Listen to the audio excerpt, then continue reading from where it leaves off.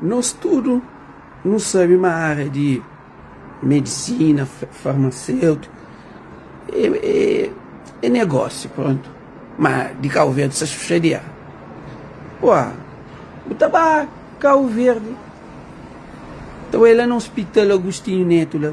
Bota entra, bota hoje. Moço, bota pensa em ação de guerra. Bota entra, bota alguém tá vomita, tá sangue na cabeça, pano marrado com sangue, mo quebrado. Gente tá pupa de dor. Tá tendo lá mais de 2, 3, 8 horas tá espera para médico hoje. Ó que chega médico para hoje. Tá fazendo aqueles pequenos exames, medir tensão, que lá, se tem pancada, cura a pancada, amarra a cabeça, e amanhã, e passa na clínica X, vou fazer aquele X exame, ocupa a clínica, esta ocupou. E mais pior, ó que chega lá, você acaba para descobrir uma clínica, aquele médico está trabalhando lá, ontem aquele médico é dono daquela clínica. Logo tu é a máfia. Médico te deixa de jogar no hospital público para poder ir à clínica para pagar mais teu, pegar mais teu. Não estou. Mas que um país te deixa que ela acontece, te deixa nos povos te padece se.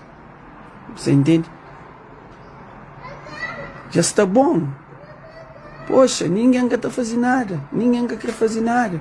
E nós, coitado, que tem que ir para a clínica, outro nem que tem dinheiro, estava a fazer coisa errada para poder ir para a clínica, para a Júlio, que esse filho tem, hoje acaba para morrer. Para morrer. Boa, se todo o país tem visto na saúde em primeiro lugar, para nós que nós terra que tem visto, para nós, se nosso país que tem saúde, a nós é um país doente. E uma coisa, não tem que sair dinheiro que não devia deixar dentro de nossa terra, não está saindo, não está entregue a Portugal, ou não está entregue a Senegal, para a nossa terra que tem condições.